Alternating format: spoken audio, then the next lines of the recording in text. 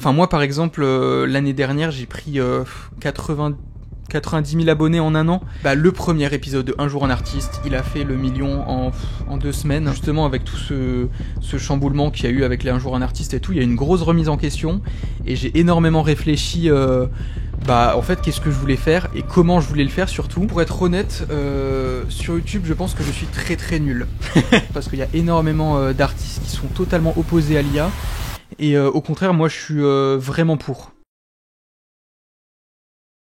Bienvenue dans Trace ton trait. Aujourd'hui, on n'est pas tout seul, on est accompagné de Kubi. Merci à toi de venir. Bah, avec plaisir et bonjour à tous. Alors, on va commencer tranquillement le podcast. Tu vas pouvoir nous raconter ton parcours, ton évolution dans le dessin, par quoi tu as commencé, qu'est-ce qui t'a donné envie, depuis combien de temps tu dessines. Ça peut être intéressant aussi. Donc je vais commencer par me présenter. Alors moi du coup c'est Kubi sur les réseaux. Donc en réalité mon prénom c'est Nicolas. Ok. Bon c'est pas du tout un secret vu que sur Instagram je m'appelle même Kubi Nico. Et donc Ouais. je crée du contenu principalement maintenant surtout sur Instagram, sur YouTube aussi et un petit peu sur TikTok. Et mon contenu il s'oriente autour de la création en général. Donc avant je faisais majoritairement du dessin, maintenant je suis beaucoup plus axé graphisme. Et je partage un peu toutes mes créations, mes découvertes. Il y a un but un peu éducatif, je dirais, derrière. Le but c'est quand même de partager du savoir, mais le tout sur un ton vraiment axé divertissement. C'est pas des tutos, Ouais, c'est juste totalement. partager des connaissances tout en testant des choses et en s'amusant, quoi. Ouais, c'est ça. Bah là, ta dernière vidéo, elle apprend pas mal de choses, hein. Honnêtement, j'ai appris plein de trucs sur les logos. Je connaissais pas tant que ça. Et ouais, ça fait assez divertissement. Et pourtant, tu nous apprends des choses. Et les meilleures vidéos, je pense, c'est celles qui arrivent à t'apprendre des choses sans pour autant que ce soit marqué tuto dans le titre, et que ce soit quand même vachement divertissement. Ouais, bah, je suis complètement d'accord. Et de toute façon, bah, c'était un peu l'idée derrière cette vidéo. C'est, la dernière fois, c'était il y a quelques semaines, j'avais eu un cours justement où on parlait d'un changement d'un logo là. C'était le logo de Decathlon justement, et je me suis dit putain mais c'est super intéressant parce que moi dans mon coin je suis tout le temps en train de regarder les actus, sur Twitter ou X maintenant du coup, quand il y a des changements Ouais. de logo de marque, et je me suis dit putain mais en fait c'est super intéressant et il y a moyen de parler 20 minutes sur ce sujet, et je me suis dit bah Mais autant en oui. faire une vidéo. Et moi ça me fait kiffer, je parle des actus, des logos que j'ai aimés ou pas justement, et en même temps en fait c'est un prétexte pour donner plein d'informations sur pourquoi on fait un logo comme ça, quels choix peuvent être faits. Et ouais, c'est une manière naturelle d'apprendre, quoi. Ouais, totalement. Du coup, là, tu nous as dit que c'était en école, parce on parle pas de logo en école classique, t'es en école d'art? Avant, j'étais en. Enfin, on va faire le rembobinage. Du coup, moi, j'ai fait un lycée, une section STD2A. Donc, c'est design et art appliqué pour ceux qui connaissent. En gros, bah, c'est bac classique. C'est juste que en seconde, il me semble, je crois, j'avais 4 heures d'art appliqué. Donc, à bien distinguer, c'est pas genre de l'art plastique. Art appliqué, c'est plus genre des projets, etc. Et après, en première et terminale, j'avais, je crois, 16 heures. Donc, ça te prend une bonne partie de tes matières, quoi. Ouais, Et c'est la en moitié fait, à peu près. Ouais, c'est ça. Et Ok. en fait, ce bac, ensuite, il te permet d'accéder à tout ce qui est études supérieures en création en design. Donc ça peut aussi bien être, pour ma part, du graphisme, mais aussi Mhm. ceux qui font, par exemple, du design mobilier, du design d'objets, de l'animation, tout ça, tout ça. Et donc, moi, là, je suis à Lille, dans le nord de la France. Et donc je fais un bac plus 3, ça s'appelle un DNMAD. Enfin, ils ont vraiment des noms bizarres, mais je les dis quand même Ok. si ça en intéresse.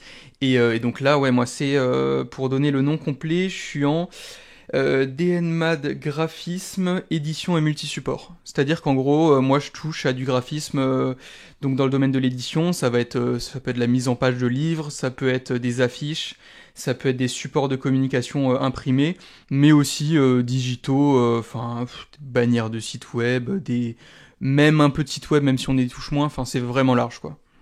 Ok, ok, ouais, tu touches à plein de trucs. Ouais. Bah de toute façon, je Ok. pense que au final la filière que j'ai choisie représente pas mal ce que je faisais en fait déjà avant, parce que depuis toujours, enfin ma chaîne YouTube, je l'ai depuis super longtemps quoi, hein, c'est ce qu'on me dit à chaque fois. Et Oui, 5 ans, et si je me enfin trompe pas. Je crois. Bah, je pense que tu le sais mieux que moi. C'est vrai que je regarde même plus. Bah, au total, je crois que ça doit faire plus. Hein. Ça doit me faire même 6-7 ans. Mais à l'époque, je faisais des vidéos Minecraft. Donc Oui, bon, ça, je le compte généralement pas trop. Mais si on regarde au total, je crois que ça doit faire 6-7 ans, ouais. Donc j'ai commencé vraiment tôt. Hein. Je crois que c'est en sixième que j'ai commencé à faire des vidéos.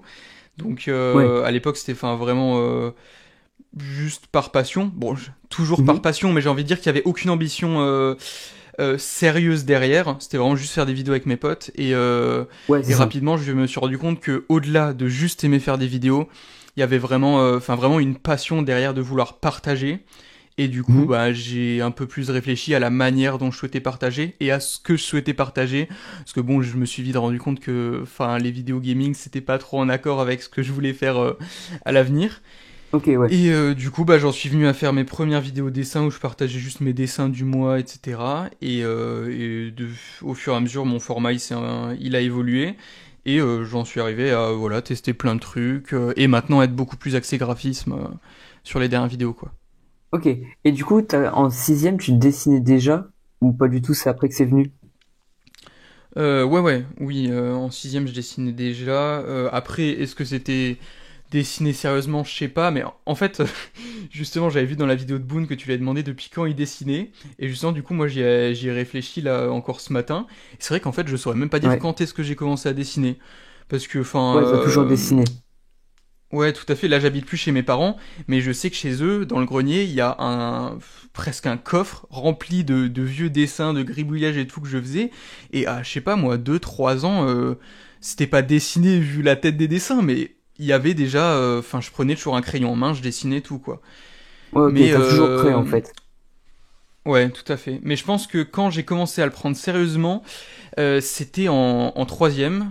Ouais, en troisième, je crois, où il y a ma prof d'art plat qui m'a parlé justement qu'il y avait un lycée qui faisait un bac art appliqué. Et avant, moi, je connaissais pas ça du tout. Je savais que tu pouvais vivre du dessin en faisant par exemple de la BD, mais c'est Ouais. le seul truc dont j'avais entendu parler, quoi. Pour moi, le dessin, c'était juste une passion. Et du coup, Oui, j'ai ok. débouché sur ça. Et ouais, c'est là que je pense qu'on peut dire que j'ai commencé à dessiner sérieusement, quoi. Ok, ok. Du coup, là, t'es encore en études. T'as quel âge? Ouais.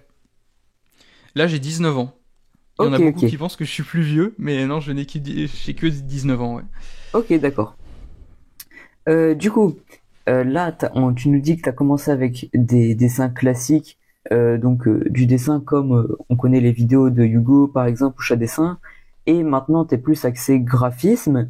Du coup, on se doute que tu dessines encore pour faire des petits croquis, par exemple pour des logos, des choses comme ça. Mais est-ce que tu dessines encore des gros dessins? Je sais que t'aimais bien la gouache, par exemple. Est-ce que tu fais Ouais. encore des dessins full gouache, pas de digital?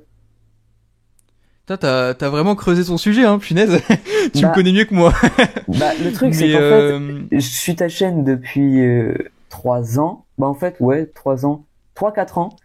Et là, forcément, ça fait 2 jours que j'ai retourné ta chaîne de fond en comble. Je connais tous les liens que t'as mis sur Instagram. Vraiment, j'ai tout retourné. Donc, ouais, je connais pas mal de trucs. ah non, mais c'est cool, bah bravo. Mais ouais, concernant le dessin, bon, le sujet qui fâche un peu justement en ce moment, ça fait quoi? Ça fait depuis octobre, hein, je dirais que j'ai pas dessiné à proprement parler. Ben pourquoi octobre? Parce que j'avais fait le challenge Inktober? Inktober que je fais tous les ans. Ouais, Ouais, donc au cas où il y en a qui connaisseraient pas, c'est du coup dessiner, enfin faire un dessin par jour selon une liste donnée pendant un mois. Du coup, c'est un ouais. challenge qui pousse justement à dessiner et à, généralement, tu t'améliores d'un coup. Hein. Chaque fois, moi, tous les ans, ça me redonne un petit coup de boost. Mais ouais, le problème, c'est que le fait d'être maintenant en études de graphisme et du coup de s'être vachement détourné du dessin, ben j'ai perdu complètement l'habitude de dessiner de manière régulière. Je sais que quand j'étais au lycée, j'avais un carnet et je remplissais un carnet tous les 6 mois, quoi. Donc Mhm. carnet de 64 pages, je faisais recto verso, je le remplissais vraiment de fond en comble, donc j'étais vraiment actif à ce niveau-là. Et là, je dessine très peu. Et je dirais pas que j'ai perdu du niveau, parce que bon, enfin j'ai envie de dire que le dessin, c'est surtout des connaissances que t'acquiers, tu vois. C'est apprendre à connaître les volumes, apprendre à penser en perspective, et en fait c'est plein de notions que tu perds pas. C'est-à-dire que tu peux perdre l'agilité que tu as à tenir ton crayon, ce que j'ai malheureusement extrêmement perdu, ton Ok. aisance et la rapidité avec laquelle tu vas faire un dessin, mais techniquement, je suis toujours capable de faire les mêmes dessins, quoi. Mais c'est sûr que j'ai les mêmes attentes qu'avant, où je dessinais plus facilement, mais du coup toujours les mêmes exigences, pardon, mais du coup je dessine moins bien, donc c'est un peu frustrant, ouais. Ok, d'accord. Du coup, là, si je te pose la question, je pense que j'ai ma réponse. Digital ou papier? Bah non, je pense pas que t'as ta réponse quand même. Ah ouais? Parce que je suis vachement... Non, je suis pour les deux camps. Ok. Parce que, en fait, j'ai toujours été papier, et pendant extrêmement longtemps, et j'ai envie de dire, je suis toujours papier de cœur. Maintenant, je me suis plus axé digital juste par souci de productivité. C'est-à-dire Oui, que... t'es obligé euh, de par tes études. Ouais, mes études, même voilà pour suivre le rythme de publication sur Insta, YouTube et tout, je vais beaucoup plus vite et même à côté de ça, je suis aussi freelance. Du coup, je fais pas mal de commandes pour des clients et du coup, ce que je fais sur papier en 6 heures, je le fais en 1 heure sur digital. Donc sur ce côté-là, je choisis le digital. Mais par contre, pour ce qui est vraiment, les sensations du papier, le plaisir juste de se poser avec un crayon ou justement t'en parlais avant, de la gouache, etc. Pour se détendre, c'est le papier que je choisis quoi. Ok. Le digital pour travailler et le papier pour se détendre. Ouais, c'est sûr. Tu fais des miniatures, par exemple. Tu vas pas pouvoir faire une Ouais. miniature sur papier, quoi. Il m'arrive parfois de faire les croquis parce que je fais toujours des Ouais. croquis avant de la compo de mes miniatures. Mais oui, c'est vrai que voilà, c'est un exemple concret que tu ne peux pas faire sur papier quoi. Oui, forcément. Du coup, je vais te poser la question que j'adore poser. Je trouve ça trop intéressant. Et vraiment, ça, je pense que, bah, en fait, je pense connaître les artistes que tu suis, mais à chaque fois, je me trompe. Du coup, je vais te poser la question, quels sont les artistes qui t'inspirent? Euh, j'ai deux, trois noms en tête, mais je sais pas du tout si ça va être vrai ou pas. Mais voilà, je te laisse nous dire quels sont les artistes qui t'inspirent. Bah à la rigueur, je suis curieux que tu me dises ceux que tu penses qui m'inspirent et après je te dirai ceux qui m'inspirent vraiment si tu les as pas trouvés. Ok, Ça permettra de rebondir un peu dessus, je pense que ça peut être cool. ok. Et bah pour la qualité des vidéos, je pense que tu t'inspires de Gox. Au niveau des transitions avec l'écran qui brûle, même les sound effects, tu t'inspires de Gox, je Dans le pense. mille. C'est le premier que j'aurais cité Ouais. carrément. Ensuite, Après, je pense que artiste, je m'inspire pas de lui pour son côté dessin, parce que oui, c'est vrai que, totalement. j'aime énormément hein, tout ce qu'il fait au niveau du dessin. Il a un style vraiment, je trouve qu'à son âge, surtout qu'il a, je crois, à peine 1 an ou 2 ans de plus que moi, je trouve avoir un style tellement défini, un univers déjà tellement étendu, je trouve ça incroyable. Ouais, c'est Mais vrai. c'est vraiment au niveau de la vidéo, parce qu'en fait, le mec, ses créations, c'est plus que du dessin, c'est la vidéo aussi Oui, qui peut se totalement. regarder à part entière, même si t'aimes pas son style, quoi. Bah, de toute façon, bon, il est américain, mais je pense pas qu'il y ait 2 millions de personnes qui soient fans de ses dessins. Sur les 2 millions, il y en a peut-être 1 million, 1,5 million à tout casser, qui est fan de dessin. Ouais. Et après, il y a au moins 500 000 personnes qui le suivent juste pour, bah, visuellement, c'est incroyable, quoi. Et encore, hein, je pense que t'es gentil parce que, j'ai vu que justement, je suis énormément fan de son travail. J'ai regardé mais un nombre incalculable d'interviews de lui et on s'intéresse énormément, surtout à son montage au-delà de son travail artistique. Ouais, Et même totalement. maintenant, je le suis sur Instagram, sur son compte photo aussi. Et là, en ce moment, il est tout le temps en voyage. Il est au Japon, en Inde, etc. Tout le temps à filmer. Ouais, son compte Et il photo, il est a, magnifique, hein. ah ouais, incroyable. Et il a dit vouloir devenir cinéaste aussi. Donc ouais, c'est vraiment pour la vidéo. Même si maintenant je fais plus de vidéos posées en studio, Ouais, lui c'est vraiment, ça bouge énormément. C'est plus le style que je faisais avant. Enfin, pas de la qualité de ses vidéos évidemment, mais dont je m'inspirais. Maintenant c'est un peu plus posé. Mais au niveau de la qualité, des couleurs, de l'étalonnage et tout, je m'en inspire encore vraiment beaucoup. Ouais. ouais, forcément. Je pense qu'on est beaucoup, beaucoup à s'inspirer de lui, hein. Bah surtout en France, c'est vrai que il y a plein de créateurs que j'entends qui parlent de Gox et c'est marrant que alors qu'il est donc mexicain de base et du coup qu'il ait une chaîne en anglais, qu'il ait un tel impact en France. Je trouve ça vraiment marrant. Ouais, mais pas qu'en France, parce que j'ai vu pas mal de chaînes anglaises aussi, donc basées en Angleterre vraiment, qui s'inspirent énormément de lui. Et j'ai trouvé ça trop intéressant.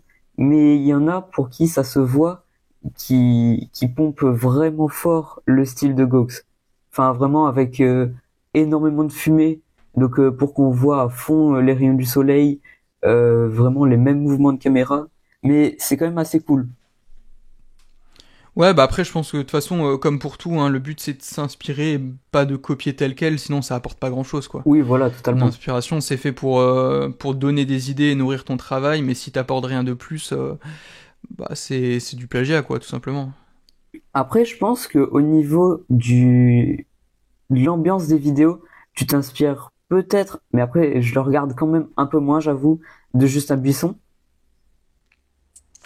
C'était pas le premier que j'allais citer non plus, mais t'es pas loin effectivement, parce que ouais, je pense que après Gogs, du coup côté États-Unis, mes grosses inspirations, bah surtout maintenant que je maxe pas mal graphisme, c'est surtout Ballot et Justin Buisson. Ouais.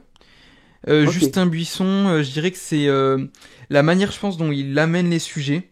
Enfin, je trouve Mhm. qu'il a des il est côté graphisme, enfin lui il est surtout motion designer, mais tout cet univers-là, il l'est, mais il apporte un peu de côté fit and fun, divertissement, tout ça, qui je Ok, ouais. trouve manque pas mal dans le secteur dessin et graphisme du français. Et Balo, Ouais. c'est plus pour la manière, je pense, dont il construit ses vidéos. Enfin, lui, c'est vraiment une énorme inspi dans la manière dont je pense il apprend aux gens. Parce que c'est vraiment, enfin, ce dont on parlait avant, parler de sujets sympas, intéressants et tout, mais tout en partageant des connaissances. Et ouais, je m'inspire beaucoup de lui pour sa manière d'introduire comme ça des connaissances. C'est super cool. Et de toute façon, bah, c'est le YouTube. Enfin, il est belge, si je dis pas de bêtises. Mais côté francophone, en tout cas, bah, c'est la chaîne la plus importante de graphisme, quoi. Ouais, totalement. Justin Buisson, il fait aussi du graphisme, non, parce que je t'avoue que je suis plus des chaînes de dessin. Graphisme, je m'y connais un peu moins, même si j'aime beaucoup aussi. Mais je connais quand même plus le dessin. Du coup, Justin Buisson, il fait... Bah en fait, je confonds un peu les deux. C'est horrible de dire ça parce que je connais quand même leurs vidéos, mais je confonds un peu les deux. Du coup, Balo, il fait plus de l'éducatif et Justin Buisson, du divertissement, c'est ça? Bah après je pourrais pas me prononcer à leur place, mais en tout cas c'est le ressenti que j'ai. Ouais, Balo lui c'est vraiment il fait des identités, des logos, il fait plein de projets où du coup sa vidéo c'est expliquer comment il a fait ce projet-là, etc. Que Justin Buisson, je trouve qu'il a des concepts Mhm. plus axés divertissement où il a déjà fait 20 logos en 20 minutes. Ouais, totalement. Enfin je paye 5 personnes pour me faire une Ouais, animation 5 et tout. freelance. Enfin voilà, tout à fait les Ouais, vidéos Fiverr là, etc. Et donc voilà, je ouais. m'inspire des deux parce que je trouve qu'il y a du bon à tirer des deux. Et les deux, de toute façon, font un contenu incroyable. Hein, donc, Oui, oui, oui. côté Bah, francophone, ouais, c'est mes deux grosses inspirations. même sans être passionné de graphisme, même si j'aime beaucoup, bah, je regarde quand même leurs vidéos parce qu'elles sont vraiment bien. Même visuellement, hein. Visuellement, je trouve que on ressent quand même l'inspiration, tu sais, au niveau des plans, surtout au niveau des plans facecam. Je trouve que tu t'en inspires beaucoup, c'est vachement stylé. Et du coup, voilà. Après, Mais, et ce qui est marrant en plus, c'est que Balo, enfin, je crois que c'est où que j'ai vu ça. Il était passé dans l'émission Bobine, justement, bah, je t'avais parlé de ce podcast là que Justin Bisson fait, et ouais, il avait expliqué dans ce podcast qui s'inspirait de Gaux. Du coup, c'est marrant parce que tout se rejoint un peu au final. mais oui, Et totalement. Après, je t'avoue que une fois que j'ai cité ces trois personnes-là, et encore, j'en ai cité que deux, euh, je t'avoue que là, je suis perdu. Je sais pas du tout qui est-ce que tu suis. Même là, on parle beaucoup de la vidéo. Peut-être qu'il y a des artistes que tu suis juste uniquement pour les créations, par exemple sur Instagram, et qui font pas vraiment de vidéos. Bah écoute, j'ai envie de dire que de toute façon t'as visé dans le mille parce que c'est vraiment les deux trois dont j'aurais parlé en premier. Après, si je devais en citer d'autres, je pense que, enfin, les trois là, c'était vraiment pour la manière dont je crée mon contenu. Enfin, Ouais. l'inspiration pour créer mes vidéos, c'est pas mal ça. Après, je m'inspire aussi beaucoup d'un américain. Oh, je sais plus du tout comment il s'appelle. Ah là là, pour retrouver le nom. Mais qui a fait pas mal de vidéos où il transforme des logos en version ultra réaliste, où il transforme des packaging et tout. Mais alors pour retrouver le nom, alors, je vais Alors là, regarder je juste peux deux pas secondes parce t'aider. que c'est vrai que ce serait dommage euh, de ne pas pouvoir le citer. c'est Brandon Shepherd. Bon, j'avais plus ou moins le nom, mais je n'osais pas le déformer. Et en fait, c'est Ok. un Américain qui fait... lui, c'est vraiment du graphisme pur. Hein. Mais qui fait des logos, des packaging et plein de supports de communication comme ça. Et lui, c'est vraiment ouais, divertissement pur et dur. C'est très cartoon ce qu'il fait. En fait, même dans sa manière de faire le montage, c'est super cartoon. Et je trouve ça super divertissant et rapide. Et en fait, sur mes dernières vidéos, c'est ce que j'essaye d'ajouter parce que j'aime énormément la manière dont Balo, par exemple, présente ses sujets. Mais il y a Ouais. un côté un peu, très posé, tu vois. Et Ouais. justement, ce côté moins divertissement dont je parlais qui manque par rapport à Justin Buisson. Et ce Brandon Shepherd, là, je trouve que lui, il est vraiment entre les deux. Et du Mhm. coup, j'ai envie de dire que, enfin, je l'ai découvert en début d'année, je crois. Et là, c'est ma grosse inspiration de l'année dans la manière de monter et de présenter des projets. J'aime beaucoup. Ok. Après, bah, du coup, c'est toujours création de contenu là que je viens de citer. Sinon, en artiste vraiment, de qui est-ce que je m'inspire particulièrement Il y a Seb Curie. C'est un artiste graphiste sur Instagram. Alors lui, c'est pas du tout création de contenu, hein, c'est vraiment... il fait des posters, des illustrations comme ça, super colorées. Ok. Attends, je vais Et aller voir. Je connais pas. Je suis curieux. vas-y, franchement Hop. c'est super sympa. Et même jusque dans son studio, son style se ressent. Genre il a un studio super coloré avec plein de posters. Et je suis super fan de son univers. C'est des dessins très simples. Hein. C'est genre vraiment des formes assez brutes. Généralement deux trois couleurs sur ses posters. Ok. Mais c'est vraiment cool. Hein. Je sais pas si là t'es déjà dessus. Tu peux me redire le nom, s'il te plaît?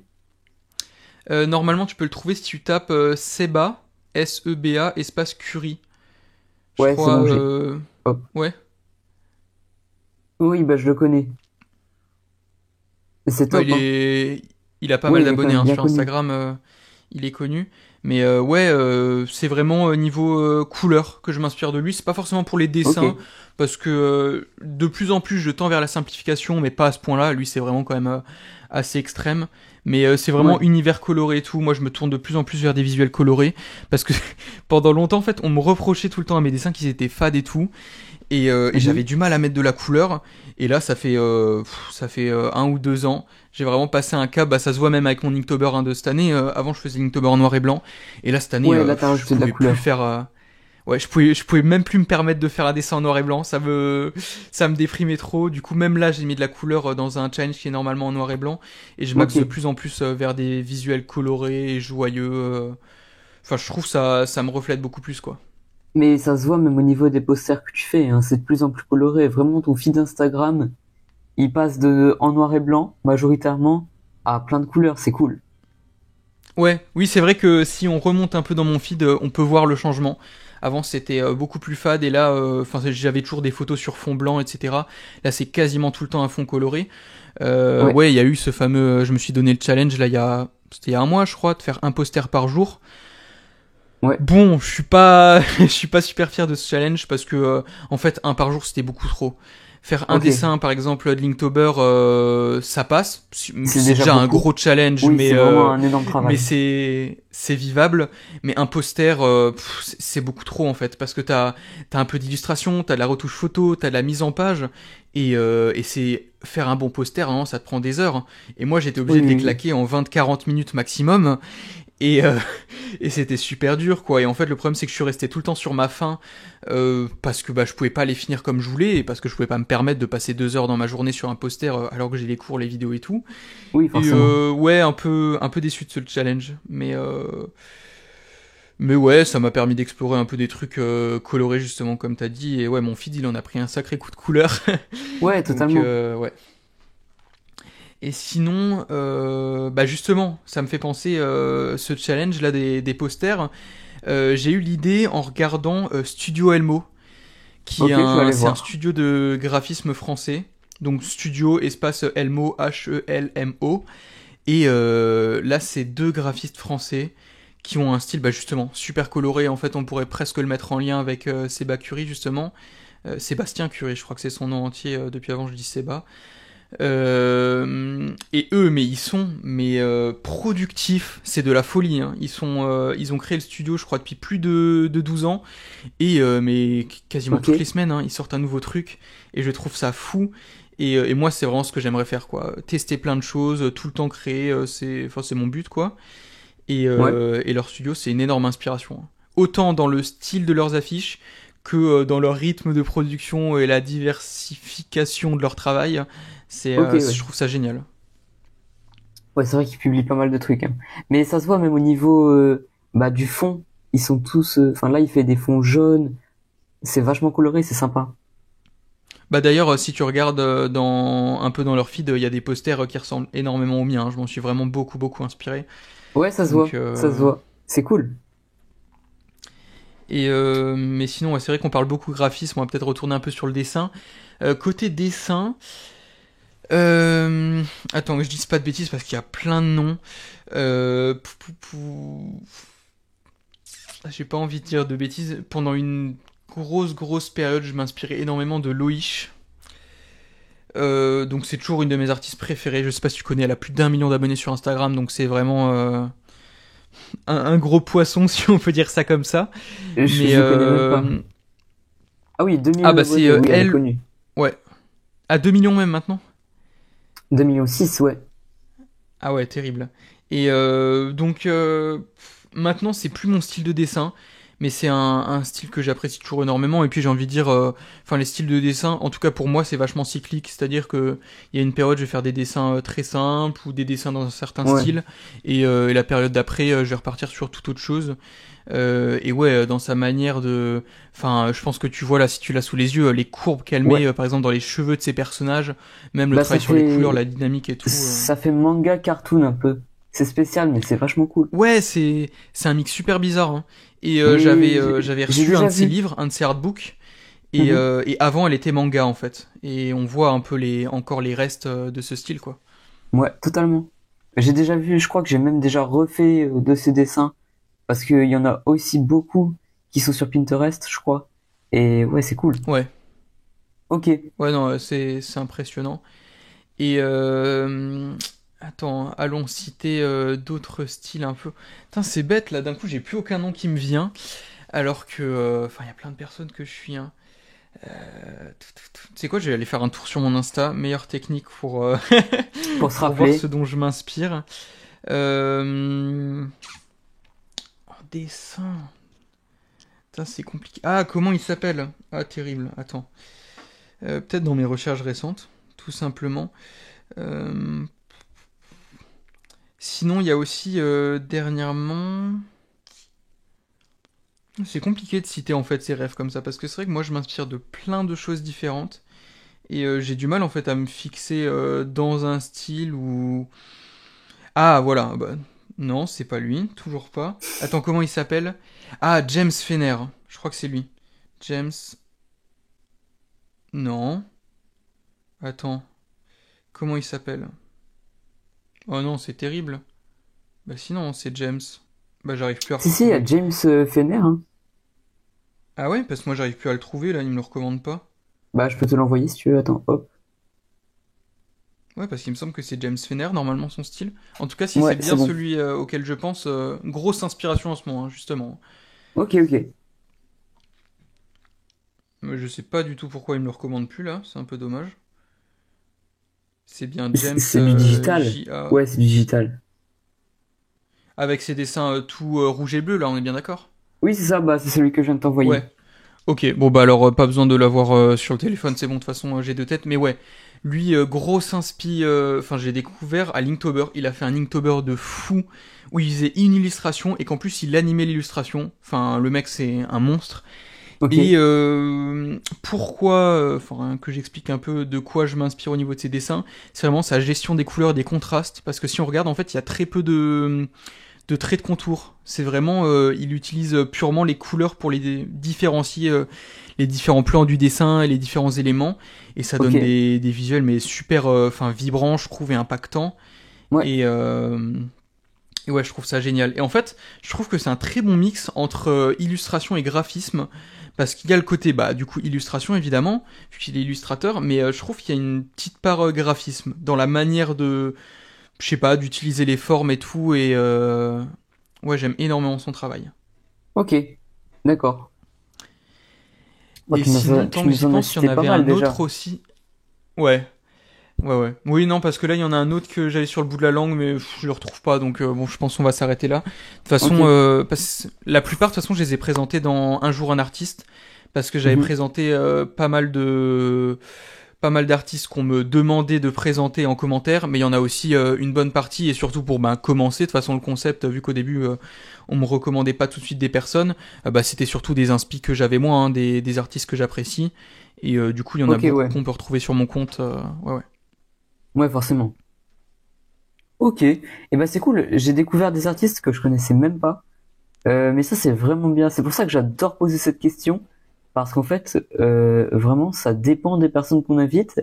Et même si, bah, tu vois, tu fais des vidéos sur YouTube, tu fais des vidéos sur Instagram. Et par exemple, Boone aussi, il en fait. Bon, il en fait plus trop en ce moment. Mais pourtant, on pourrait penser que même si toi, t'es plus axé graphisme, bah, les références pour le dessin pur, elles vont être plus ou moins les mêmes. Et pas du tout. Et ça, c'est vachement intéressant, je trouve. Et franchement, j'aime bien. Ouais, non Du mais coup, complètement, hein, je suis complètement vas-y, d'accord. vas-y. Mais c'est vrai que c'est dommage que j'ai pas fait une liste avant parce que je pense qu'il y a des noms que je vais y repenser, je vais regretter de pas les avoir cités parce qu'il y en a vraiment des incroyables. Mais bon après voilà les principaux je les ai dit donc c'est cool. Bah, si jamais ça te vient pendant le podcast, t'hésites pas, tu peux me couper et puis tu me diras à qui tu Ça penses. marche, ça marche. Du coup, j'ai posé une petite question en story. Je sais pas si tu l'as vu, mais j'ai demandé aux gens. Euh, j'ai pas dit que tu venais. J'ai laissé ça secret pour l'instant, mais j'ai demandé une question assez générale. J'ai dit quand même que c'était une personne assez connue qui venait et que généralement, bah 90% des personnes qui me suivent te suivent. Et du coup, la question qui est revenue le plus souvent, c'est qu'est-ce qui compte selon toi pour faire un bon compte de dessin? Ça fait deux fois le mot compte, euh, mais qu'est-ce qui va faire plus ou moins marcher un compte euh, pour le rendre plus joli, plus attrayant, par exemple? Dis-nous tout, par exemple, des méthodes que tu utilises.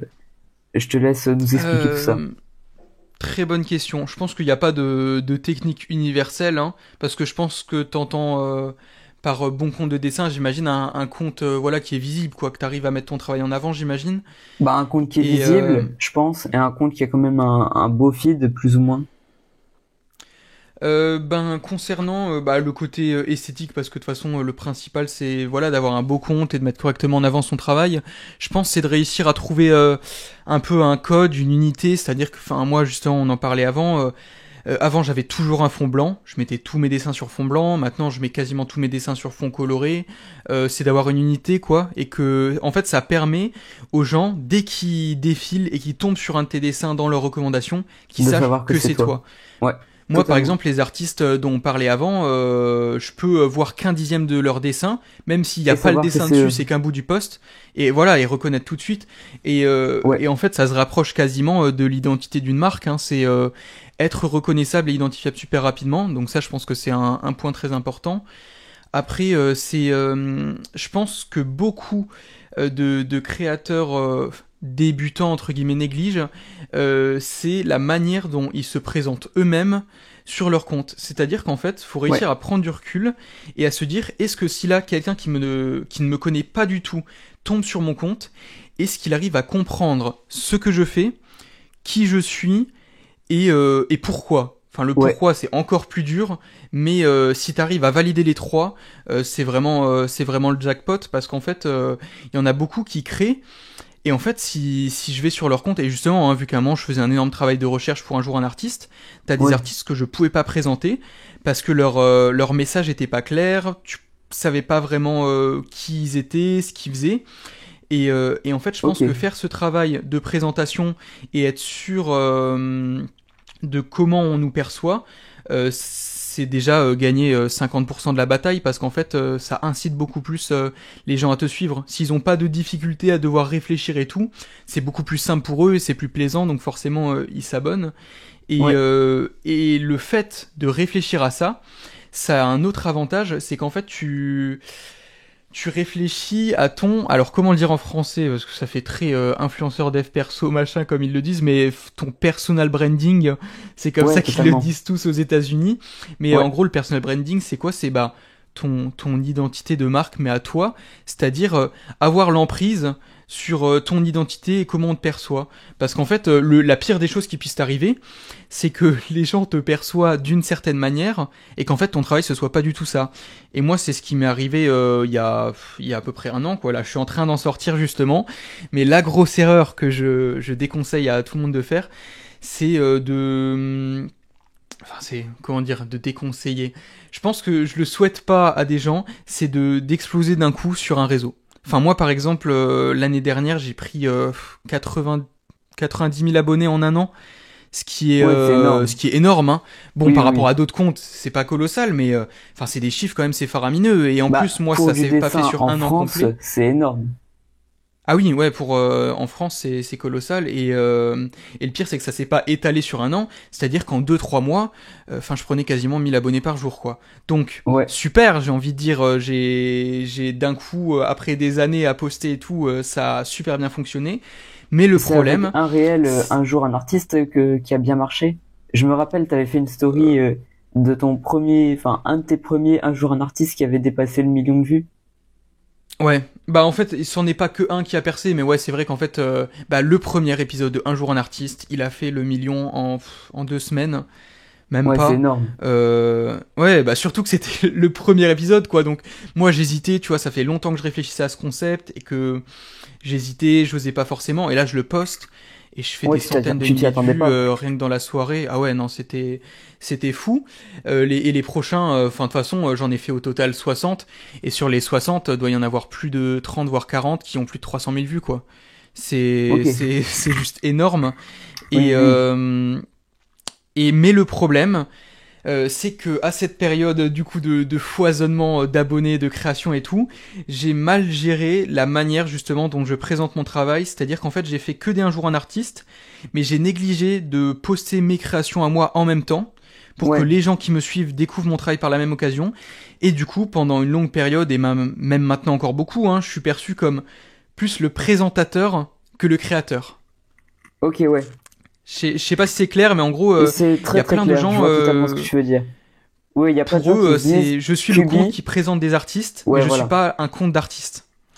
Ouais. Mais Et là, je suis tout doucement en train de remonter la vas-y, pente vas-y. entre guillemets. Je mélange les deux, je présente des trucs, mais en même temps je crée, et ça se fait progressivement. Ouais. Mais c'est pas Mais en mal. fait, Ta bio, elle est bien faite. C'est vachement clair. Tu vois, on comprend direct bah, ce que tu fais, quoi. C'est marqué graphiste, illustrateur, vidéaste. Bon, on sait directement à qui on a affaire, quoi. C'est bien foutu. ouais, et même j'ai mis un lien Linktree, donc ça, enfin je Oui, conseille d'ailleurs à tout le monde d'avoir un Linktree dans sa bio. C'est gratuit et en fait c'est un site qui te permet de te faire une page qui te redirige vers tous tes autres liens. Et ça c'est super cool parce qu'en fait t'as un seul lien cliquable dans ta bio, parce que normalement tu peux en mettre plein, mais sur Insta l'interface c'est un bordel et c'est pas oui, du c'est tout embêtant, clair. ouais. Que là tu peux mettre des étiquettes comme tu veux, tu peux mettre des images et rediriger tout le monde vers là où ils veulent aller de manière super simple. Mais Ok, je ça, savais pas que malheureusement, c'était bah, je l'avais. gratuit. Ouais, si c'est gratuit, t'as juste à te créer un compte bah, avec Google, quoi, Ok. et c'est fait. Et c'est super bien. Et moi, je l'avais pas fait à l'époque. Et en fait, ben là où j'aurais pu être gagnant à mieux organiser tout ça, c'est rien que par exemple financièrement. Il y en a plein qui croyaient que je gagnais des dizaines de milliers d'euros avec mon travail sur Insta. Et l'année dernière, en ayant cumulé, je sais pas moi, 15 millions de vues, je dirais presque. Ouais, ça doit être à peu près ça. J'ai gagné 0 euros. Oui, parce qu'Insta, il rémunère pas. Ouais, mais là où j'aurais pu gagner de l'argent, c'est en faisant des collaborations, des partenariats. Et de toute façon, maintenant, en plus, les partenariats, les collaborations, c'est plus vu de la même manière. C'est pas diabolisé. C'est-à-dire que tu peux faire des collaborations et des partenariats, mais que ça ait un réel avantage pour la communauté. C'est-à-dire que par exemple moi, là le mois dernier j'ai fait deux, trois partenariats, mais à chaque fois, ma condition, c'est qu'il y a un truc à gagner pour mes abonnés, tu vois. Donc ça me permet de faire des concours, ça me permet d'organiser des petits jeux comme ça et tout, et c'est beaucoup plus... en fait, au-delà de... C'est mieux. Voilà, au-delà de juste faire un partenariat, et bah qu'on soit honnête que je gagne de l'argent, évidemment, en fait, ça apporte une valeur ajoutée à ma communauté, et en l'occurrence, moi, je pense que je dois être l'influenceur le plus chiant pour les partenariats. Enfin, il y a plein de marques auxquelles je dis non, parce qu'elles ont toutes des exigences, vraiment super élevées, et moi, si ça me plaît pas, je dis non. C'est-à-dire que j'ai refusé plein de partenariats juste parce que, bah non, j'ai pas envie de mettre le nom de votre produit dans le titre de ma vidéo. Non, j'ai pas envie de citer toutes les spécificités de votre tablette en mode je suis un présentateur de Darty. Parce que je trouve ça plus créatif en fait. Moi j'ai vraiment envie de présenter des produits qui peuvent réellement intéresser ma communauté. C'est-à-dire que par exemple, là le module que j'avais présenté de XPpen avec les touches de raccourci, je trouve ça vraiment profondément honnêtement super cool. C'est vrai que je connaissais pas avant et c'est super pratique. La tablette, pour être honnête, c'est pas la tablette que je vais utiliser tous les jours, hein, parce que c'est le côté dessin, papier, digital, c'est vraiment sympa à tester, mais c'est pas ma tablette au quotidien. Mais par contre, ça avait vraiment une nouveauté, tu vois, ça apporte un truc original, et c'est pour ça que j'ai fait la collab. Et en fait, ça, à l'époque où je faisais Un jour un artiste, du coup, l'année dernière, pour moi, j'étais encore dans cette vision vachement diabolisée des partenariats, et du coup, j'osais même pas en faire. Alors qu'en fait, ça m'aurait permis de me rémunérer tout simplement, et en fait, la conséquence, ça aurait pu être d'acheter beaucoup plus de matériel, et de pouvoir faire plus de vidéos et de meilleure qualité, etc., quoi. Et forcément. Ça, j'ai un peu raté le coche. Et peut-être que j'aurai un jour à nouveau une expansion comme ça aussi rapide, mais généralement, c'est peu de fois dans une vie, quoi. Oui, forcément. Ok. Tu dis que tu faisais un jour un artiste, là, t'en fais plus en ce moment?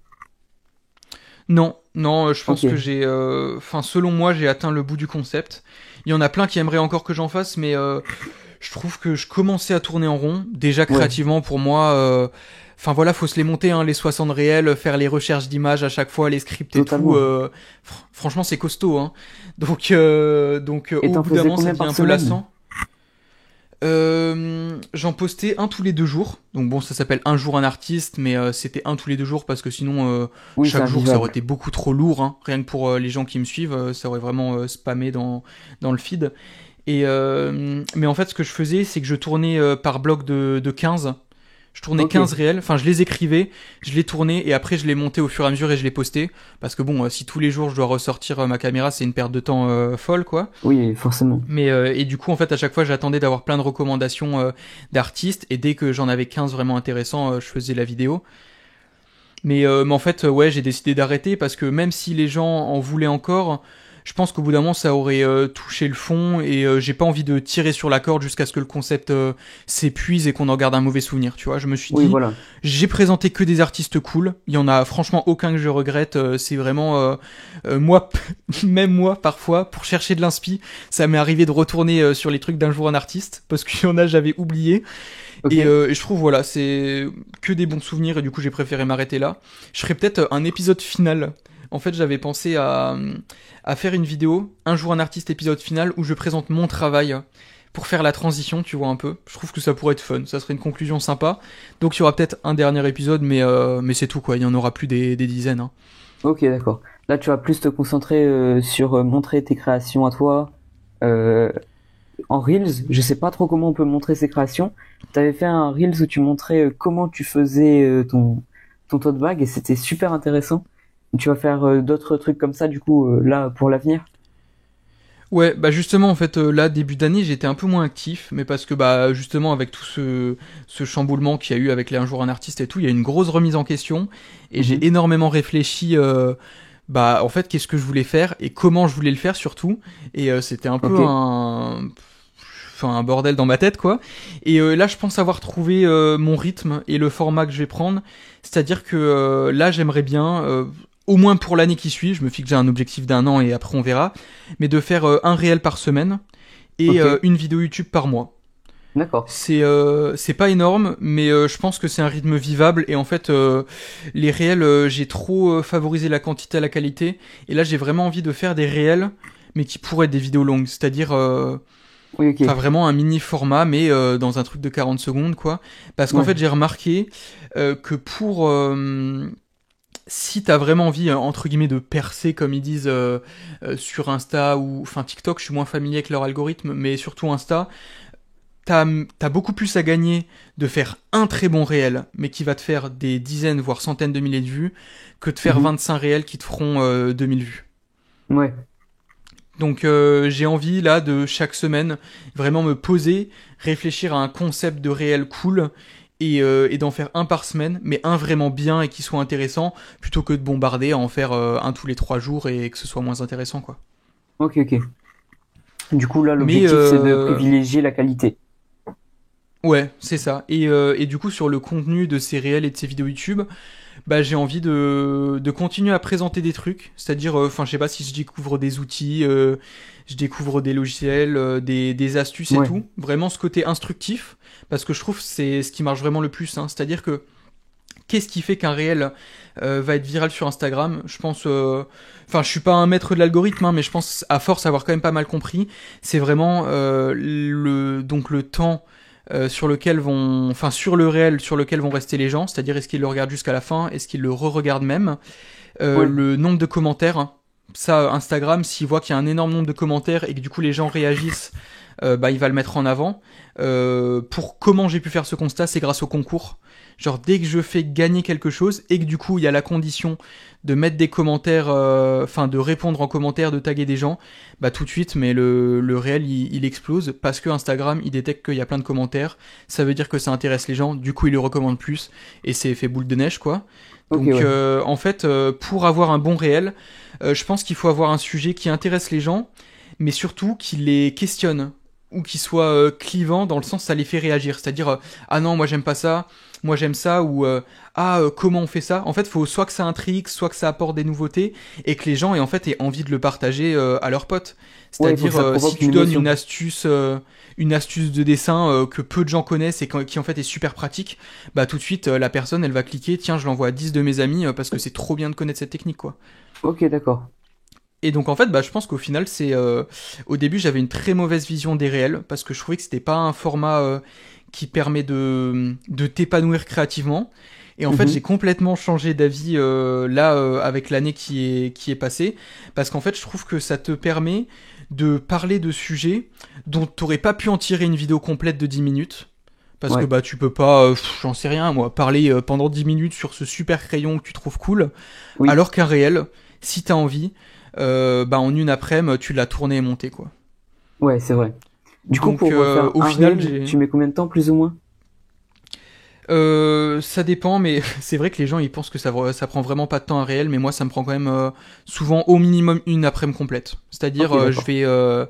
je vais filmer de 14 à presque 16 heures et après Mhm. je fais mon montage jusqu'à 20 heures quoi. Ok. Du coup, pour un réel, tu filmes pendant 2 heures ou là, tu sais, quand tu fais une période où tu filmes 15 réels. Non, non, un réel, je pense, c'est 1 heure brute. Mais après, bah, il y a le temps d'à chaque fois déplacer l'éclairage, de Ah chercher oui, tes ok, plans, de d'accord. refilmer 20 fois la même séquence. Donc, Ok. ça prend du temps, quoi. Surtout que moi, je suis vachement perfectionniste au niveau des plans. Genre, s'il y a un mouvement qui me plaît pas, je le refais 10 fois. Ouais, Du coup, ouais, ça me prend pas mal de temps. je comprends totalement. Mais Euh, donc, ouais, je sais qu'il y a des créateurs, ils arrivent à boucler ça en 2 heures, tournage plus montage. Moi, plus le malheureusement, script j'ai pas ce aussi. super pouvoir. Ouais, non, mais c'est fou. Mais Ouais. ouais, je pense un truc enfin que beaucoup sous-estiment surtout, c'est le script en fait. C'est, Oui. je pense, 50% du boulot, il est fait avant même que tu démarres ta caméra. C'est-à-dire Ouais. que il y en a plein qui filment des réels avec des téléphones et parfois même des qualités pourries et qui font mais des millions de vues parce qu'en fait c'est la construction et l'histoire derrière leur format, tout autant d'ailleurs une vidéo longue, hein, mais c'est vraiment la construction du format qui fait que c'est une bonne vidéo ou non et pas la qualité, ta caméra à 10 000 € ou ton éclairage à 500 balles, ça joue pas grand chose quoi. Ok. Du coup, toi, tu vas jamais en impro pour tes vidéos, c'est tout le temps scripté? Pas tout le temps. Non. Par exemple, ma dernière vidéo logo, en fait, avant, je faisais tout le temps du scripté. Et maintenant, Ouais. j'ai envie justement de partir vers du beaucoup plus beaucoup plus libre, parce qu'en fait je pense qu'avec le script, il y a un côté naturel que t'arriveras jamais à avoir. C'est-à-dire que si t'as mémorisé un script et que tu le dis comme ça, tu seras jamais aussi naturel que si t'improvises et que tu dis tout ce qui te passe par la tête. Bah là, la preuve, hein, justement, le podcast, c'est pour ça que j'adore ce format, parce que bah là, on discute de manière super naturelle et en fait, ça fait venir plein d'idées et ça fait dériver sur plein de sujets super cool qu'on n'aurait pas eu si c'était un script, tu vois. Et donc après, les réels, c'est souvent scripté, mais pas les vidéos longues. Après, ta dernière vidéo, c'est quand même assez compliqué de la scripter parce que techniquement, bon, tu le dis toi-même, t'as recherché les images des logos à 23h au soir. Du coup, tu les connaissais, mais ça va être compliqué de scripter tout, quoi. C'est compliqué, vraiment. Ouais, bah en fait, à l'époque, j'étais tellement un malade, je pense que j'aurais vraiment écrit tous mes arguments pour chaque logo à l'avance. Mais là, au contraire, j'ai pris le parti de... Je me suis fait ma liste de logos, du coup, comme je l'avais dit dans la vidéo, en essayant de les regarder le moins longtemps possible. C'était vraiment, je fais ma liste, je les mets de côté et je les regarde plus jusqu'à ce que je tourne la vidéo. Et après, là, du coup, j'ai tourné la vidéo en freestyle. Ah bah tiens, il y a ça qui peut être cool.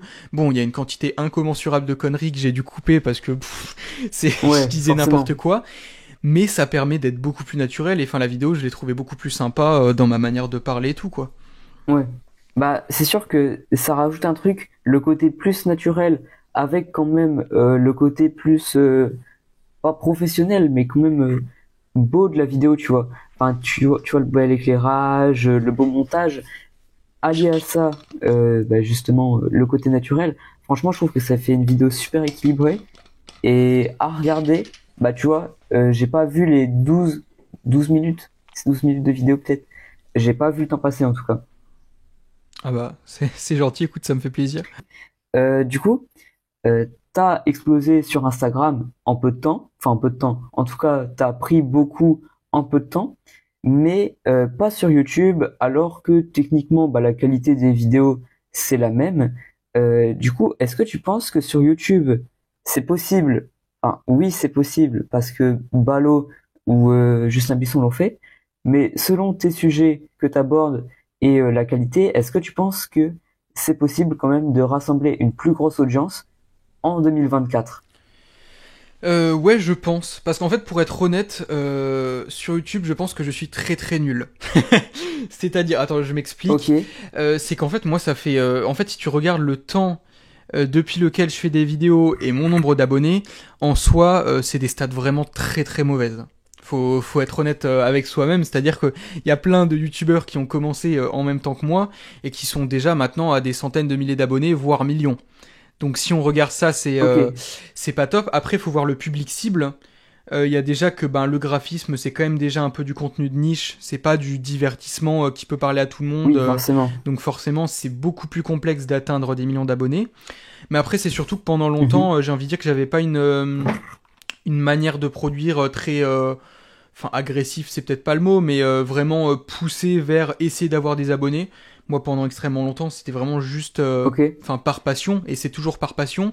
Mais j'ai jamais eu cet objectif d'avoir plus d'abonnés.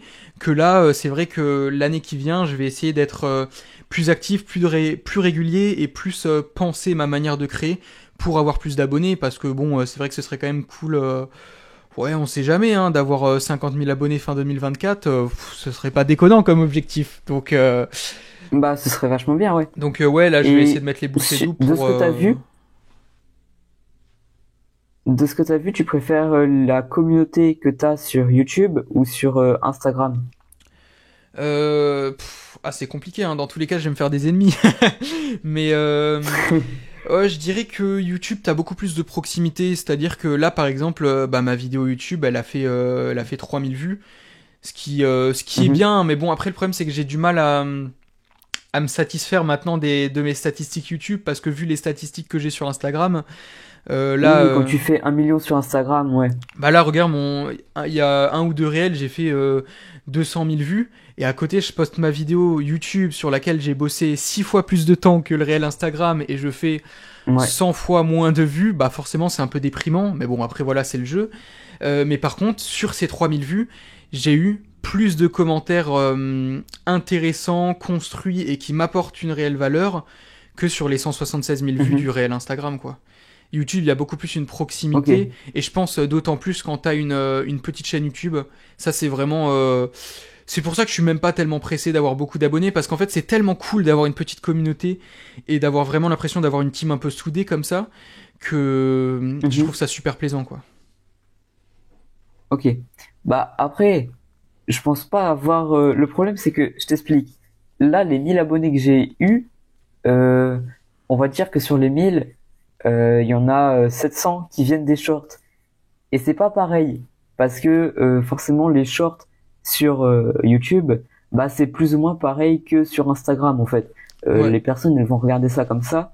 T'auras quand même peut-être un peu plus d'avis constructifs, mais pas tant.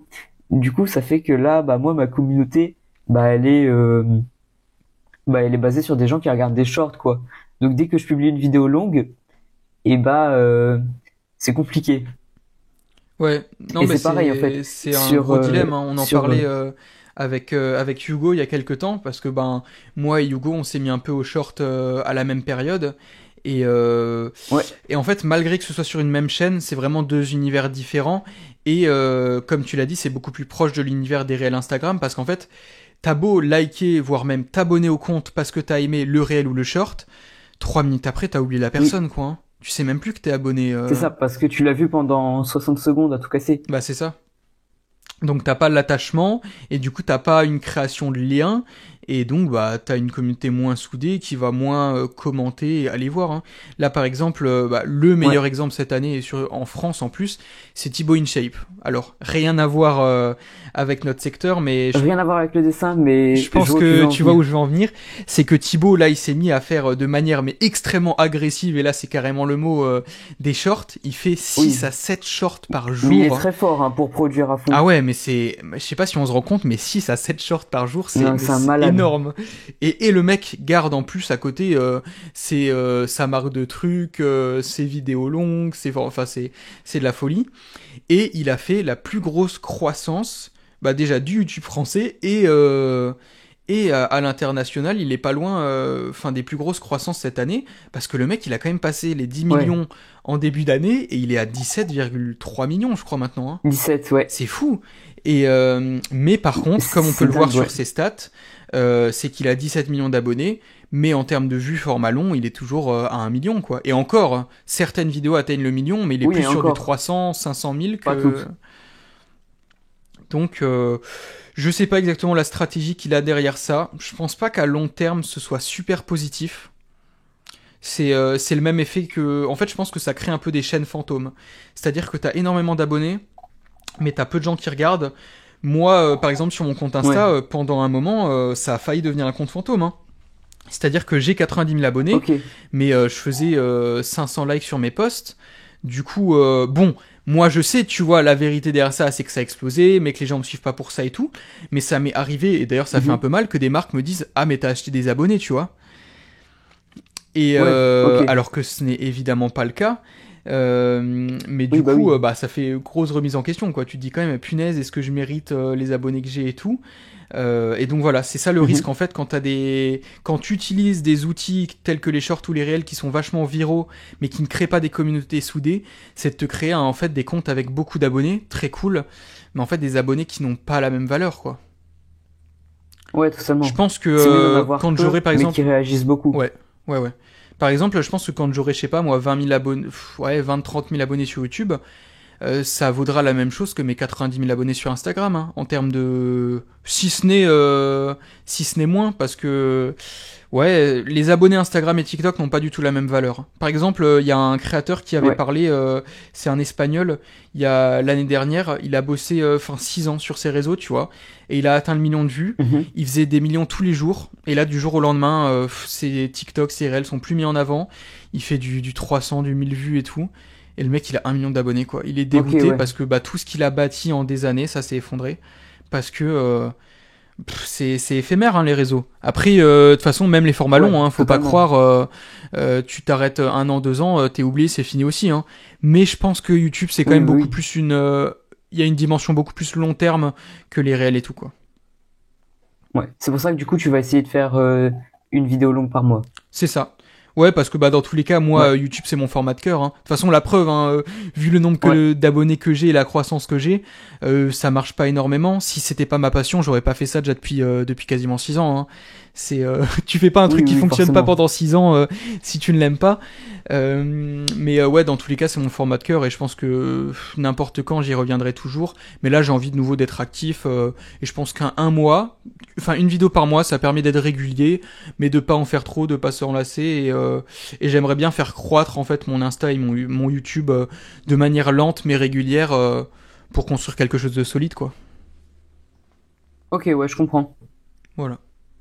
Euh, du coup, comme tu as explosé rapidement sur Insta, est-ce que ça a changé quelque chose au niveau par exemple, des demandes de commandes, des DM des marques, par exemple, ou même des DM des gens classiques?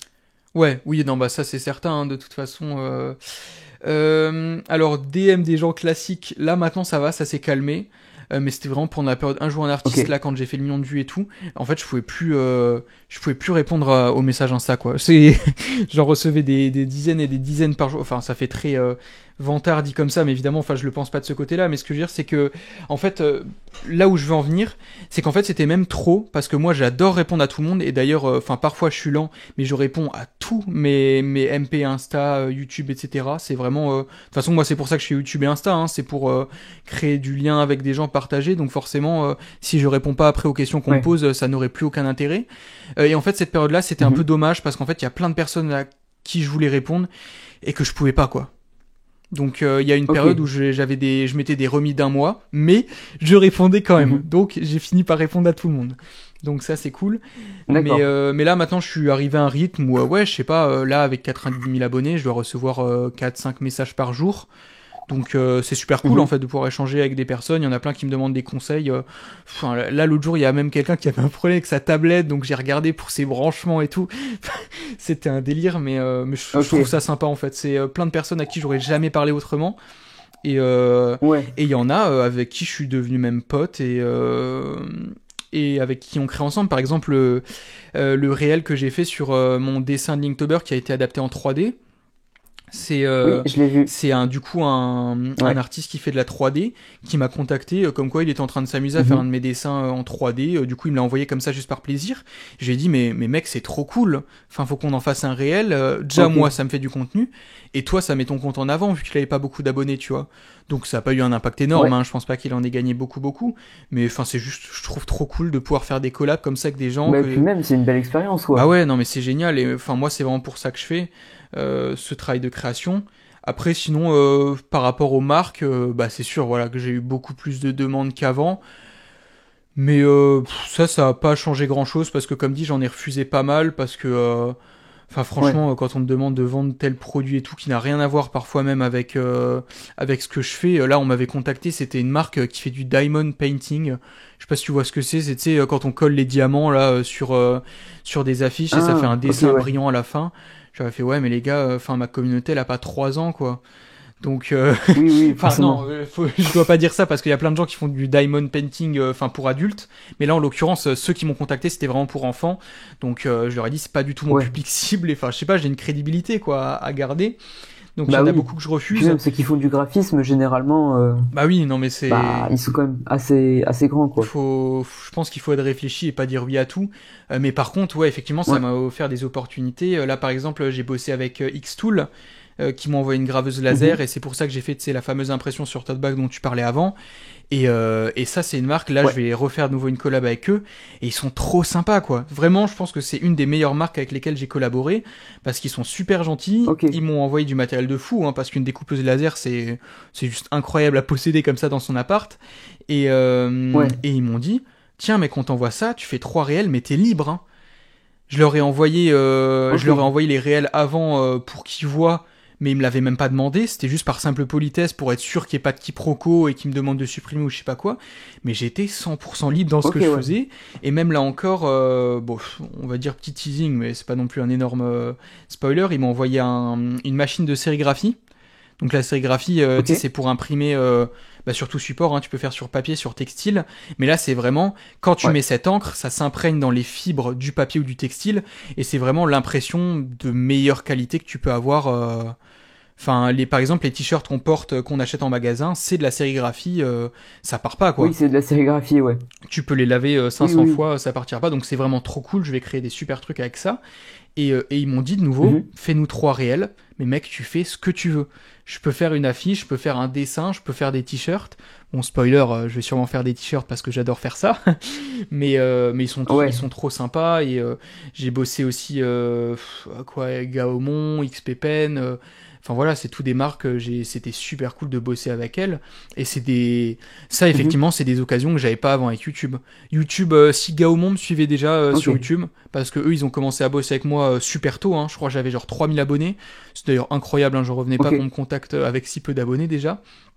Mais, euh, mais ouais, c'est des opportunités super sympas et rien qu'au-delà du niveau financier, hein, parce que on va pas se mentir, 90% des sponsors que je fais, je suis pas payé, hein, c'est juste on envoie le matériel, Oui, ce qui est déjà oui. super cool, mais je fais pas ça particulièrement pour l'argent. Ça permet d'en vivre tout simplement parce qu'il faut pas se mentir, hein, tout le matériel que j'ai acheté, tous mes éclairages, ma caméra, je pense qu'il m'a coûté le plus cher, le micro. Si on regarde en termes de rémunération Ok. YouTube, moi j'étais à perte. Hein, j'ai dû dépenser, je sais pas, moi 3000 € depuis le début de ma chaîne dedans, et ma chaîne a dû me rapporter 200 € quoi, au Ouais. total. Donc en fait, c'est les sponsors qui permettent tout simplement de rendre ça un minimum rentable, quoi, de pas être en déficit. Ah bah oui, c'est sûr. Mais en tout cas, ouais, c'est du plaisir, Ouais. quoi. Je prends que les sponsors que je peux faire par plaisir, sinon je trouve qu'il n'y a pas d'intérêt créatif derrière. Hein. Mais en fait, tout ce que je gagne avec, c'est plus de l'autofinancement que du réel revenu. C'est-à-dire que tout ce que je vais gagner, genre le moindre centime que je vais gagner dans YouTube, Insta ou dans une sponsor, le mois d'après, il est réinvesti dans du matériel ou dans payer un logiciel ou dans des trucs comme ça, quoi. Il y a rien qui, ouais, il y a pas vraiment de bénéfice, quoi. Hein. Donc, mais c'est justement pour ça, j'aimerais bien, ouais, fin 2024, si je pouvais tirer un minimum un revenu, parce que de toute façon, je suis encore étudiant pour 3 ans, donc j'ai pas de nécessité d'avoir un emploi avant ça. Mais si je pouvais commencer à tout doucement être, tout simplement rentable, et ça me permettrait de faire toujours des projets un peu plus grands et des trucs plus cool, quoi. Rien que de me déplacer ou de faire des projets en extérieur, c'est des choses que j'aimerais vraiment bien faire pour pas tout le temps être enfermé dans mon bureau, quoi. Ok. Euh, alors là, je vais changer totalement de sujet. Ça n'a rien à voir. Bah, c'est quand même dans le dessin, hein. Mais il y a vraiment la transition va pas du tout être fluide. Euh, il y a quelque temps, on va dire septembre dernier, je pense, il y a eu l'arrivée de l'intelligence artificielle dans les mains de tout le monde. Ouais. Et on a évidemment pensé au métier de l'art en premier, une fois qu'il y a eu Dali ou Midjourney qui sont arrivés. Euh, et du coup, qu'est-ce que t'en penses, toi? Surtout que, comme tu fais du graphisme, c'est quand même assez facile, hein, avec une IA de faire des logos, des choses comme ça. Du coup, dis-nous ce que t'en penses. Si tu te sens, si par exemple tu l'utilises, peut-être, que ce soit pour des logos, n'importe, ou même, dis-nous tout. Déjà très intéressante comme question et puis en vrai on va être honnête, elle revient énormément hein, ces derniers temps et on me l'a déjà pas mal de Ouais. fois posé, mais j'ai un avis souvent qui étonne pas mal sur ce point parce qu'il y a énormément d'artistes qui sont totalement opposés à l'IA et au contraire moi je suis Mhm. vraiment pour. Alors je m'explique Ok. parce que il y en a beaucoup qui vont râler etc. Mais pourquoi je suis pour dans le sens où selon moi c'est la même chose que l'arrivée d'internet il y a 20 ans quoi. Donc nous évidemment on n'a pas Ok. connu ça, enfin même s'il y a plus que 20 ans maintenant, mais en fait c'est juste ça va faire un énorme chamboulement dans beaucoup de métiers, c'est certain hein, et de toute façon c'est déjà en cours. Mais Mhm. c'est pas pour autant que ça marque la fin de n'importe quel secteur. Ça va juste changer. De la même manière que, il y en a plein, je pense à l'époque, qui ont dû s'opposer à utiliser des ordinateurs pour faire de la création, du dessin, de l'animation, etc. Là c'est Ouais. la même chose quoi et je pense qu'en fait il faut pas se braquer, il faut vivre avec son temps et pourquoi moi je suis pour, c'est surtout parce que j'ai toujours été énormément intéressé par tout ce qui est sciences et technologies. Alors c'est pas du tout le secteur dans lequel je suis Technologie, ouais. parti au niveau des études, mais c'est un sujet auquel je suis vraiment très sensible, j'aime énormément m'informer, je suis sacrément curieux par rapport à tout ça.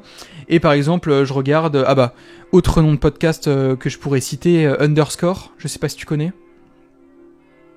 Je connais pas du tout. C'est un podcast super intéressant, c'est Micode qui le fait, et en fait il parle tout le temps de l'actualité, des nouvelles technologies, bah du coup depuis 1 an et demi énormément des IA, et je reste vachement informé à ce niveau-là, et évidemment là où je suis beaucoup plus frileux c'est la question du vol des images, parce que c'est vrai que pour l'instant il y a aucun encadrement au niveau législatif, au niveau des lois, etc., qui protègent du vol d'images. Hein. Là, par exemple, il y a quelques jours, il y a Cyprien qui a sorti carrément un court-métrage sur ça, parce que lui, en tant que l'une des Ouais, je principales l'ai vu. personnalités sur YouTube, il s'est fait voler son visage, sa voix, etc., à de nombreuses reprises, ce qui est parfaitement illégal, on s'entend bien, mais malheureusement, il n'y a aucune loi pour l'instant qui Ouais, encadre ça, et en même temps, malheureusement, on a beau faire sur Internet, c'est très compliqué d'avoir réellement une réelle emprise et de pouvoir punir pour certaines choses qui sont commises. Mais donc ça, faut voir ouais. comment ça va évoluer. Mais je pense que utiliser l'IA à des fins intelligentes, c'est tout à fait pertinent. Et moi, je le fais déjà. Hein, par exemple, pour mes miniatures. Avant, j'étais obligé de rechercher pendant des heures, parfois, une image sur des sites de licence d'images que tu dois payer, ou sur Google Images, et parfois des images de mauvaise qualité. Là, avec Mhm. Midjourney, j'ai du coup un abonnement à l'année, moi Midjourney pour mon travail de graphisme, et je génère. Si j'ai besoin d'une image Ok. que je ne trouve vraiment pas, bah je vais lui dire tiens, s'il te plaît, génère-moi Mhm. cette image. J'en sais rien, moi, j'ai envie d'un plan vue du sol d'un marécage. Bah va essayer de trouver ça sur Google Images. Bah là, je le génère. Oui, oui, Mais oui. après, il y a tout un travail de retouche derrière. Je n'utilise pas l'image brute comme ça pour l'envoyer à un client ou je sais pas. Et ça, je Ouais, trouve que ouais, c'est une ouais. manière intelligente d'utiliser les IA. Par exemple, tu as aussi les IA qui Ok. permettent d'upscaler, c'est-à-dire d'augmenter la qualité d'une image. Et ça, mais Ouais, ça c'est c'est pratique. phénoménal. Je veux dire, punaise, le nombre de C'est problèmes génial, qu'on ouais. avait avant à trouver des images de qualité. Là, tu la passes dans un upscaler. Bon, ils sont encore vachement nuls, la plupart des upscalers, mais ils en ont sorti une d'IA, c'est magnifique, avec un K. Et celle-là, mais c'est sensationnel. Bon, c'est, je crois, 40 balles par mois même. Donc, clairement, je vais pas la payer, celle-là. Mais quand tu vois la qualité que ça arrive à Ouais. récupérer, ça change tout. Ça permet d'éviter des heures et des heures de retouches de photos, de trucs comme ça. Et en fait, ça t'enlève simplement les Ouais. tâches chiantes. C'est pas la partie créative de l'illustrateur ou du graphiste. C'est pas de détourer une image ou de chercher l'image dans Google. C'est vraiment Oui, oui. de retoucher, de les Ouais. utiliser pour créer un truc nouveau. Et donc, en ce sens, je vois pas de problème. Là où, par contre, j'ai un problème avec les IA, c'est les pseudo créateurs, graphistes, designers 3D et tout, qui utilisent un prompt, qui te génèrent une image de perso style Pixar et ils te postent ça en disant que c'est eux qui l'ont fait. Ça, évidemment, c'est complètement débile. Hein. Ouais. Et Ouais, ouais, d'ailleurs, il y a même, forcément. moi, je suis dans une école donc de design et la question commence à se poser de comment l'intégrer dans l'apprentissage. Et il y a une école, Mhm. la plus grosse école française, donc les Gobelins, qui est extrêmement réputée même au niveau international. Là, il y a 2 semaines, ils ont sorti une Ouais. formation IA et ils se sont fait mais lyncher quoi. Mhm. Parce que c'était vraiment juste une formation pour apprendre à utiliser Midjourney, de ce que j'ai compris. Et donc, sur les réseaux, ça a explosé, Ok. quoi. Comment ils peuvent se permettre, en tant qu'école extrêmement réputée, de proposer ça. Donc, ouais, voilà, Ok. ça c'est mon point de vue sur le sujet. Voilà. D'accord. Bah, c'est intéressant. C'est assez similaire avec ce que j'ai demandé à d'autres personnes. Je suis totalement d'accord. Euh, Après, moi, je l'utilise beaucoup, ne serait-ce que ChatGPT, hein. Ça aide vachement, tu sais, même pour les listes de hashtags sous les publications. Bah, ça aide quand même à gagner beaucoup de temps. Ouais. Euh, non, franchement, je pense que c'est un bon outil. De toute façon, je Euh, pense que c'est du comme coup, tout, du moment que tu utilises quelque chose de manière intelligente et que tu l'utilises pas bêtement, c'est-à-dire qu'il y a une réelle expertise ouais, derrière qui te permet de l'utiliser bien, bah oui, ça peut être que bénéfique. Mais par contre, si t'as pas les connaissances de base, quelqu'un qui n'a aucune connaissance, un novice qui aura toutes les IA du monde, même les meilleures, s'il a pas des connaissances de base en composition, en ouais, règles de couleur ou en maîtrise des logiciels, bah il pourra arriver à rien d'extraordinaire quoi. ouais, forcément. Mm. Ok. Du coup, là, je pense qu'on arrive plus ou moins sur la fin du podcast. On peut peut-être faire un petit point sur les futurs projets. Tu nous as déjà parlé du coup pour cette année t'as évoqué 50 000 abonnés sur YouTube, si je dis pas de bêtises. Ouais, bon, c'est Voilà. un objectif, une espérance, mais j'ai envie de dire, c'est pas non plus un objectif, quoi. Si je les atteins pas, je serais pas malheureux, hein. Oui. C'est sûr, mais... Ok. Et du coup, bah, quels sont ces vrais objectifs là pour 2024 ou même après euh, donc sur YouTube, Instagram ou même au niveau des études et pour peut-être pour ton futur métier. Je suis curieux. Donc, court, moyen et long terme. Je dirais court terme, bah, du coup, comme j'ai dit, c'est d'être régulier, c'est-à-dire de vraiment prendre un rythme et de ne pas y déroger, c'est-à-dire d'être vraiment constant. Moyen terme, Ok. ce serait bah, du coup évidemment de faire croître mes réseaux et pourquoi pas d'en tirer du coup une rémunération et peut-être pas un salaire, ça je pense que c'est vraiment faut voir long terme, mais espérer en vivre, ouais, en tout cas tout faire pour. Et long terme, bah du coup moi je vais finir mes 3 ans d'études. Perso, je compte pas faire encore d'études supérieures après. Parce que si Ok. j'ai une opportunité d'emploi ou quelque chose qui s'offre à moi, je pense que ben au-delà de 3 ans, c'est quand même du très long terme, donc je peux pas me prononcer à la vitesse où les choses changent là où j'en suis. Mais ouais, travailler dans le graphisme, mais toujours garder ce travail de création à côté. Donc soit un jour travailler dans une agence, soit être à mon compte. Et bah si d'ici là mes réseaux ont Mhm. suffisamment évolué, là ouais, travailler à temps plein sur créer sur YouTube, Instagram, j'ai envie de dire que ce serait le rêve quoi. Ce serait le plus sympa. Ok, ouais, Et je pense que forcément. c'est là où je m'épanouirais le plus. Mais sinon à côté, ben comme dit, on l'avait rapidement évoqué. J'ai mon travail de entre guillemets freelance pour lequel je fais de temps en temps des logos, mais surtout de manière régulière des miniatures pour d'autres créateurs. Et ça, Ouais. enfin, faut être honnête, ça fonctionne très très bien hein, parce que les miniatures, c'est de plus en plus pris au sérieux par les Bah, il en créateurs de faut. contenu, vu que c'est super important.